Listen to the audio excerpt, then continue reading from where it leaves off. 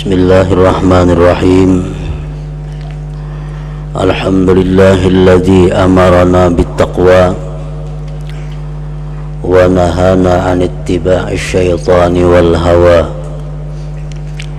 Ashhadu an la ilaha illallah wahdahu la syarika lahu jalla wa ala.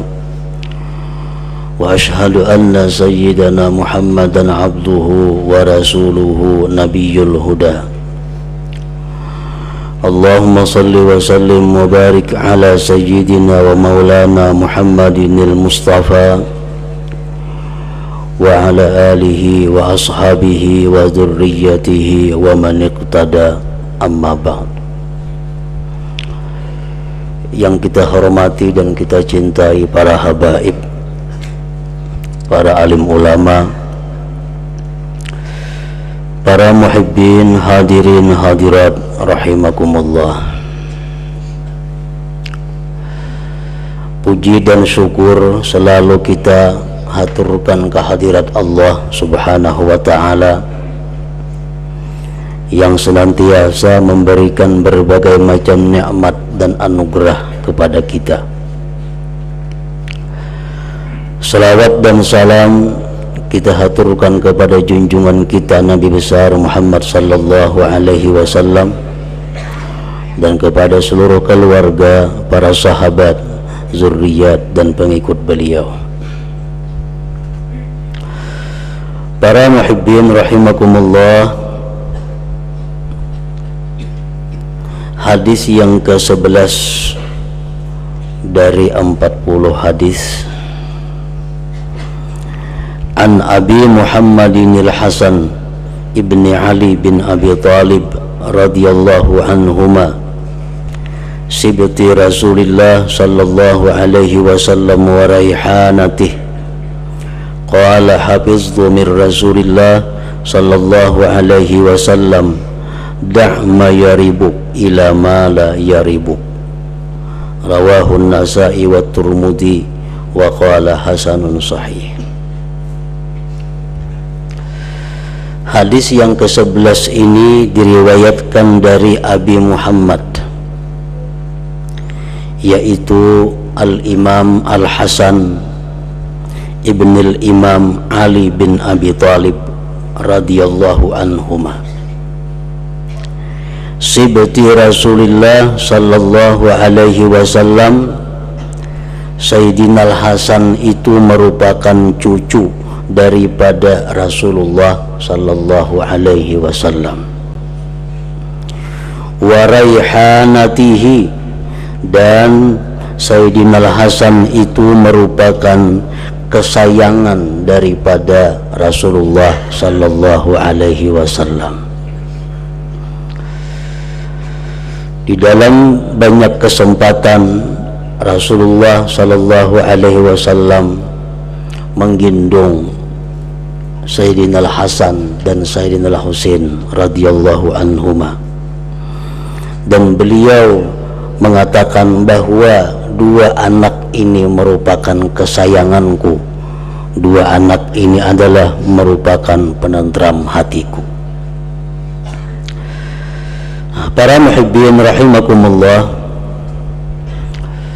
di dalam satu kesempatan Rasulullah sallallahu alaihi wasallam pernah menggendong Sayyidina Al-Hasan. Lalu beliau berkata, Allahumma inni uhibbuhu wa uhibbu man yuhibbuhu fa ahibba man yuhibbuhu. Beliau mengata itu sebanyak 3 kali. Artinya, Allahumma inni uhibbuhu, ya Allah, sesungguhnya aku mencintai akan cucuku Hasan ini, dan aku mencintai orang-orang yang mencintai dia. Fa ahibba may yuhibbuhu, maka cintailah olehmu ya Allah orang-orang yang mencintai Sayyidina Al-Hasan. Para muhibbin rahimakumullah, di dalam sejarahnya para rawi mengatakan bahwa Sayyidina Al-Hasan ini sangat mirip wajahnya dengan wajah Rasulullah sallallahu alaihi wasallam.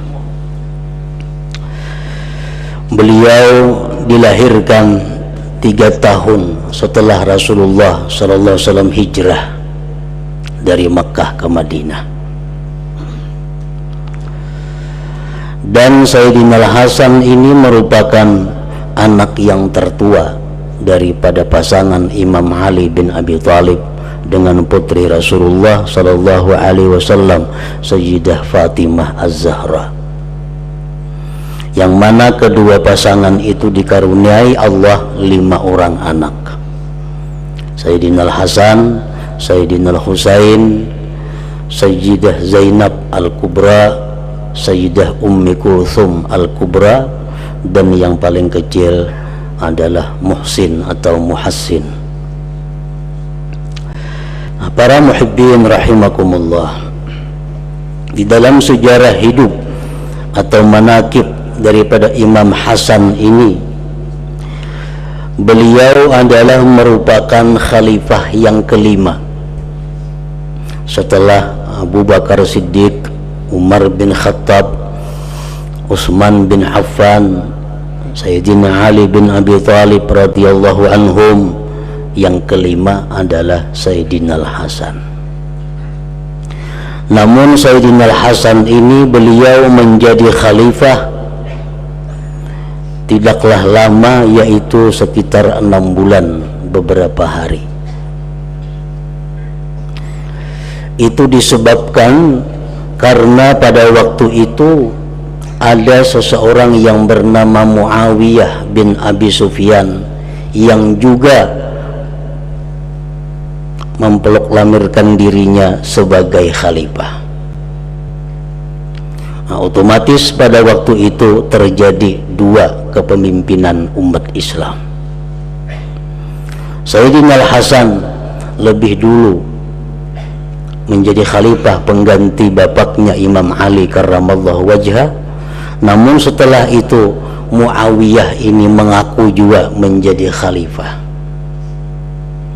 Nah, akhirnya umat Islam pada waktu itu terpecah 2. Para muhibbin rahimakumullah, di saat itu hampir terjadi peperangan di antara 2 kelompok ini, di antara pengikut Sayyidina Al-Hasan dan pengikut Muawiyah ini. Sudah beberapa kali terjadi permulaan peperangan di antara mereka. Melihat yang demikian itu, maka Sayyidina Al-Hasan ini secara resmi beliau mengundurkan diri daripada kekhalifahan dan menyerahkannya kepada Muawiyah. Yang demikian itu beliau ambil untuk menjaga agar jangan sampai darah kaum muslimin tertumpah sia-sia karena memperebutkan kekuasaan atau khalifah. Sesuai dengan sabda Rasulullah sallallahu alaihi wasallam, yang mana Rasulullah sudah menyatakan bahwa sayuslihullahu bihi baina fi'ataini 'azimataini minal muslimin. Ujar Rasulullah sambil beliau menggindung Sayyidina Hasan bahwa Allah akan mendamaikan dengan cucuku ini antara 2 kelompok yang besar di antara kaum muslimin. Dengan sebab mundurnya Sayyidina Hasan dari kekhalifahan itu, maka terjadilah perdamaian, terhindarlah perang saudara di antara kaum muslimin. Nah, para muhibbin rahimakumullah, dan disebutkan lagi di dalam sejarahnya bahwa Sayyidina Al-Hasan ini tidaklah tua. Pada tahun 50 Hijriyah beliau meninggal dunia, wafat. Dan wafatnya itu karena diberi makani racun. Yang memberi makan racun itu adalah istri beliau sendiri yang bernama Ja'dah bintul As'as.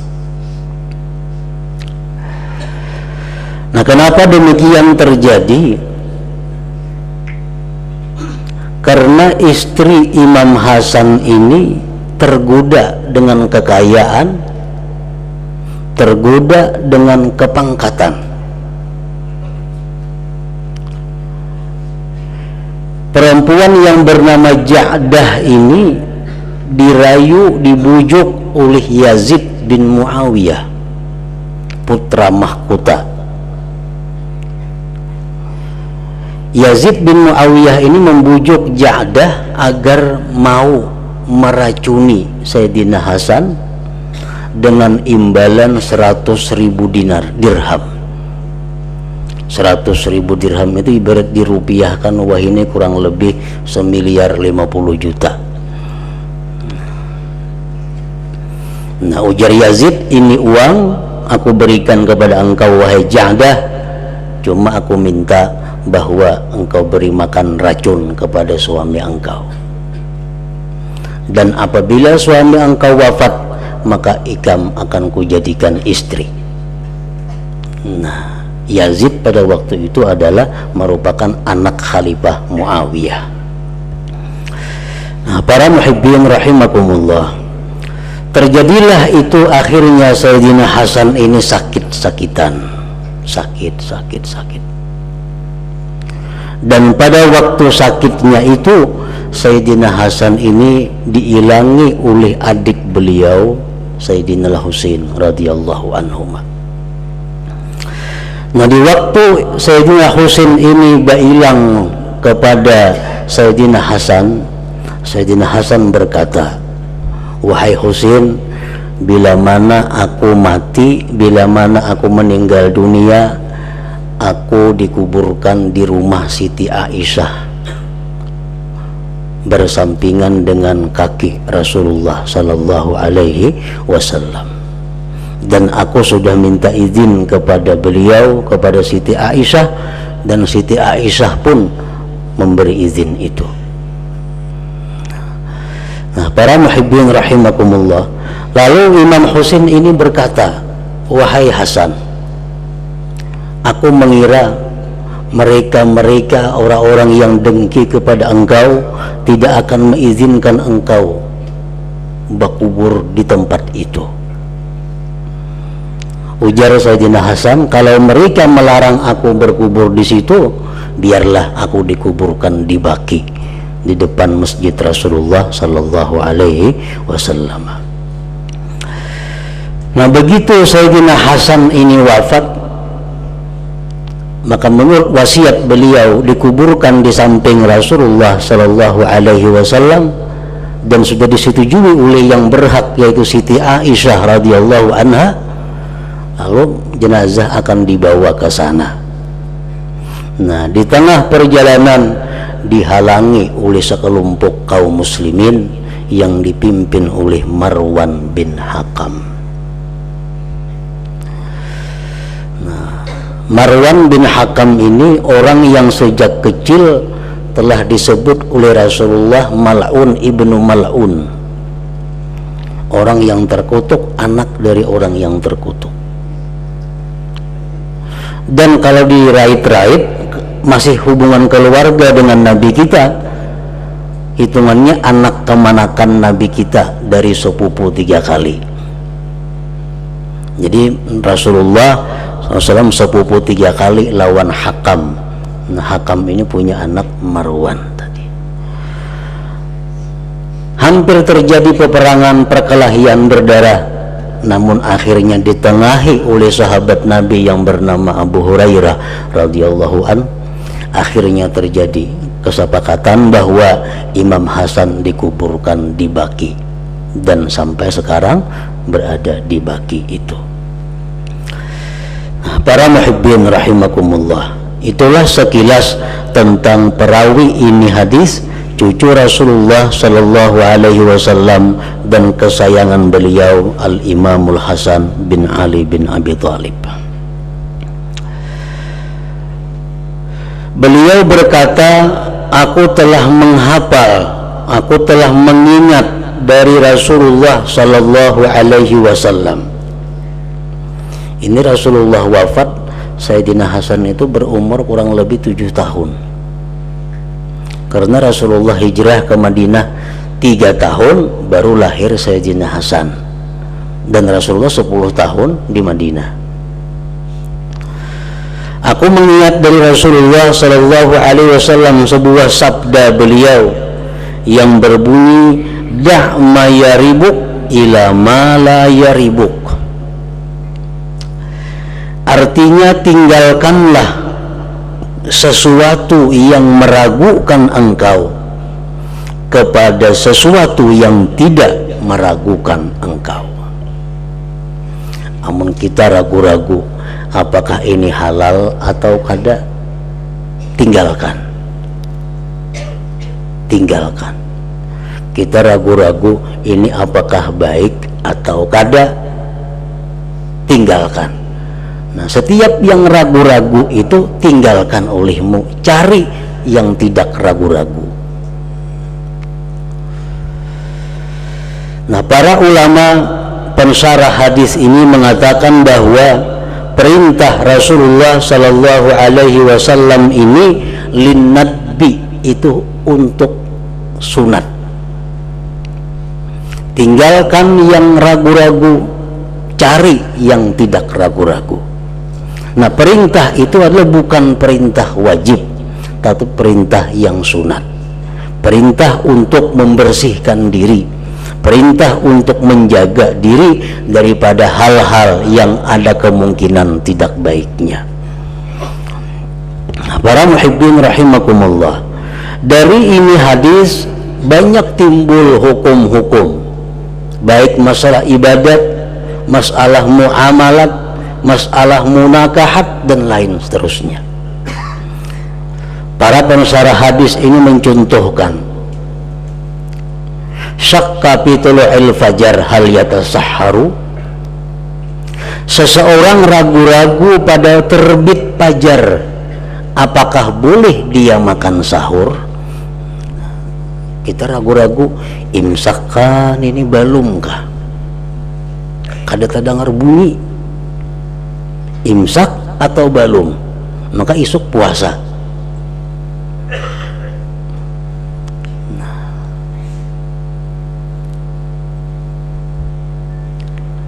Para ulama mengatakan kalau ragu-ragu yang demikian itu, yang lebih afdal baginya adalah kada usah bersahur,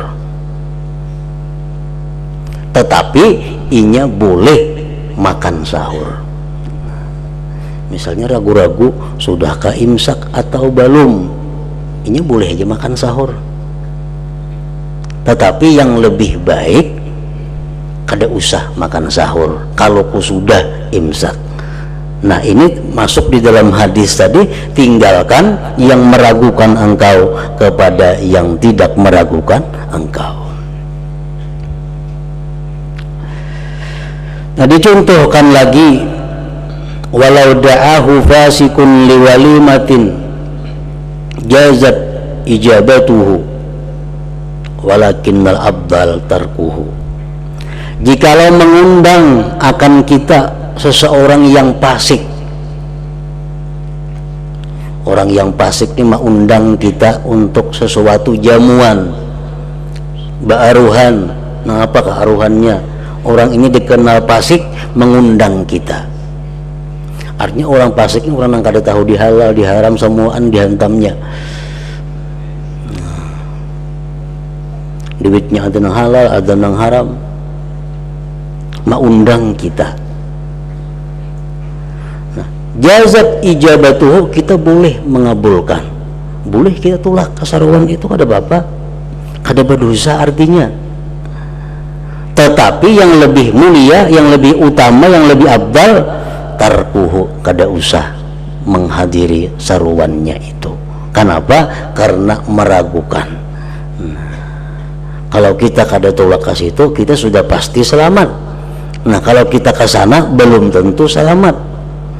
Nah, jadi yang lebih baiknya adalah kada usah menghadiri itu. Kalau kita menghadiri, kita kada berdosa, karena kita kada yakin yang disorongnya itu haram. Sebab hartanya campur halal haram. Andai kata kita yakin yang disuruhnya itu haram, nah itu kada boleh. Ini kita kada yakin. Nah ini pun masuk di dalam hadis da' ma yaribuk ila ma la yaribuk. Itu contoh di dalam hal ibadah, dalam hal adat.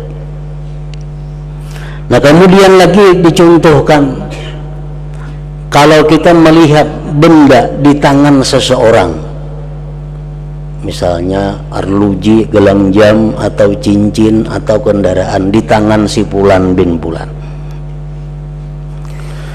kemudian beberapa hari benda itu berpindah tangan ke tangan si Fulan bin Fulan yang lain, ke tangan si B.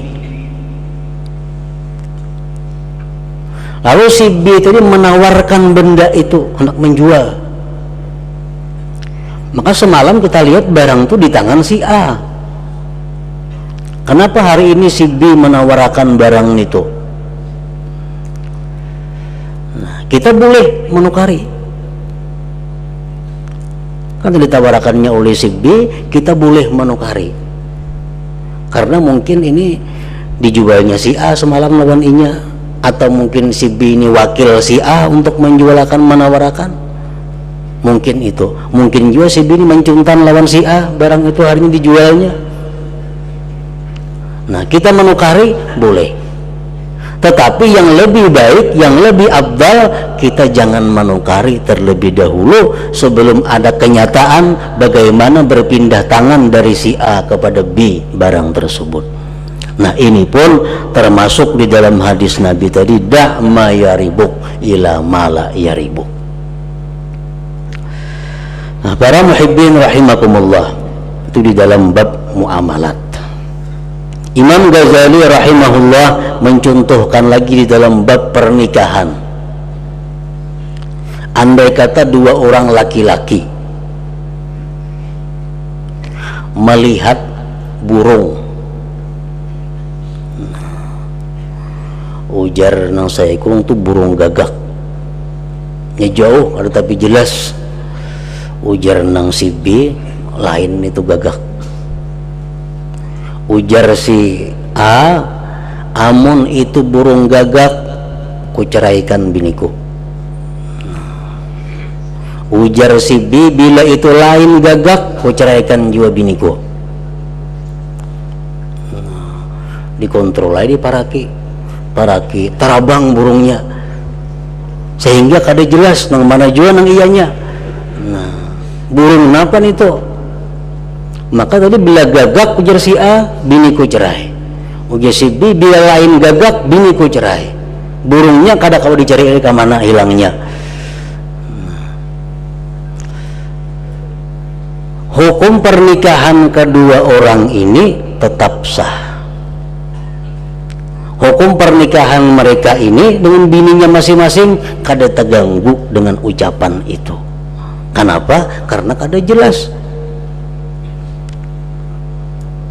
Nah, tetapi ujar Imam Al-Ghazali, yang lebih baiknya, yang lebih afdalnya, hendaknya kedua orang tadi menceraikan istrinya. Hendaknya menceraikan istrinya. Kenapa? Supaya hilang keraguan-raguan itu. Sesuai dengan hadis Nabi yang mengatakan, da' ma yaribuk ila ma la yaribuk. Tinggalkanlah yang meragukan engkau kepada sesuatu yang tidak meragukan engkau. Nah, para muhibbin rahimakumullah, di dalam beberapa contoh tadi, para ulama ada mengecualikan satu masalah. Karena satu masalah ini langsung ditekankan oleh Rasulullah Sallallahu Alaihi Wasallam. Masalahnya adalah kalau kita ragu-ragu apakah batal wudhu kita atau kada. Nah, kita yakin tadi berwudhu, yakin benar berwudhu hendak ke masjid. Sampai di masjid kita ragu-ragu, batalkah kada kah wudhu nih? Nah ini dikecualikan. Rasulullah mengatakan kalau demikian halnya jangan batal wudhu itu. Walaupun ragu-ragu, asa batal asa kada, ambil kada batal. jangan ambil nang batal. Dan kalau keraguan-raguan itu terjadi di dalam sembahyang, wajib inya mengambil nang kada batal. Kenapa? Karena sudah yakin tadi berwudunya yakin, batal ini ragu-ragu apakah batal atau kada. Nah, andai kata menurut hadis ini mengambil nang batal supaya hilang keraguan-raguan, berwudu bahasarana. Nah, lalu tetapi Rasulullah SAW mengatakan bahwa kalau engkau mengalami demikian, bahwa engkau jangan berpaling, artinya jangan batal wudu itu. Nah, jadi kalau kita ragu-ragu apakah batal wudu kita atau kada, maka ambil wudu kita tetap ada, wudu kita kada batal, karena itu masalah sudah ditekankan oleh Rasulullah sallallahu alaihi wasallam. Nah, para muhibbin rahimakumullah, tujuan daripada hadis ini adalah intinya agar kita berhati-hati dalam berbagai keadaan. Dalam istilah kata lain, hendaknya kita bersikap wara di dalam segala keadaan, baik di dalam ibadah kita, baik di dalam pakaian kita, baik dalam perilaku jual beli kita, apapun semuaan hendaknya kita bersikap wara. Intinya wara itu adalah meninggalkan sesuatu yang tidak jelas, meninggalkan sesuatu yang ragu-ragu, menuju kepada sesuatu yang jelas, menuju kepada sesuatu yang yakin. Nah, para muhibbin rahimakumullah, terutama sekali di dalam hal masalah muamalat, lebih lagi dalam hal urusan makan dan minum. Jangan sekali-kali kita masukkan ke dalam perut kita sesuatu yang tidak jelas halal haramnya, karena itu akan berakibat yang sangat buruk bagi kita dan bagi anak keturunan kita. Nah, disebutkan ada sebuah cerita, seorang laki-laki ini ziarah kepada seorang waliullah. Begitu sampai di rumah seorang wali tadi, di situ ada orang anak muda yang sombong. Diberi salam kada menyahut, ditakoni adakah tuan guru, kada menyahut juga si anak muda tadi. Nah, ditakoni oleh si tamu ini, siapa anak muda ini tuh nampina sombong angkuh nih tuh. Dia tetangga, itu ya anak tuan guru. Nah, itu ya anak si wali ini tuh. Nah, kemana si dimnya walinya ini? Lagi berjalan. Tunggu-tunggu datang si walinya itu. Begitu si wali ini datang, orangnya tawadu, orangnya ramah tamah, orangnya sangat baik, artinya bertulak 100% dengan anaknya. Nah, si tamu ini bertakun, wahai waliullah, itu anak pian kah? Iya, si wali. Kenapa kelakuannya macam itu?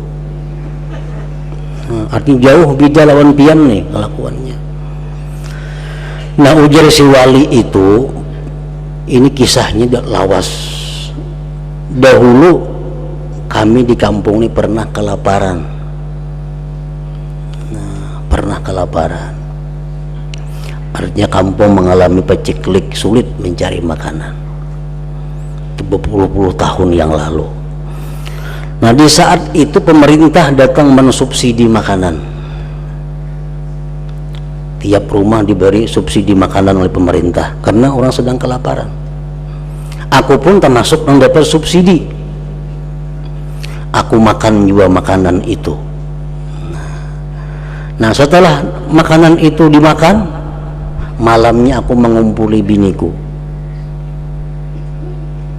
Dari malam itu biniku hamil, biniku betianan, dan lahirlah anak itu.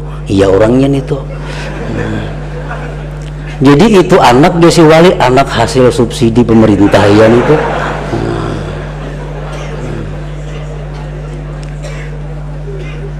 Nah, padahal itu subsidi pemerintah bukan barang haram, bukan barang haram, tetapi merupakan barang yang sesuatu ada kemungkinan haram, ada kemungkinan halal.